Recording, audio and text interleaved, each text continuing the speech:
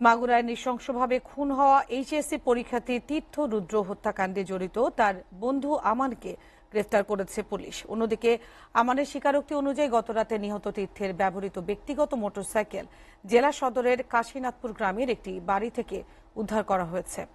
অতিরিক্ত police super SM. Mobashwer Hossain জানান, গ্রেফতারকৃত আমানের তথ্য অনুযায়ী এসব আলামত উদ্ধার করা হয়েছে।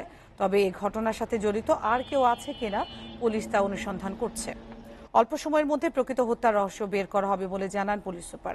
গত মঙ্গলবার সকালে শহরের দড়ি মাগুরা এলাকার একটি পুকুর পাড় থেকে তীর্থ রুদ্রের মরদেহ উদ্ধার করা হয়।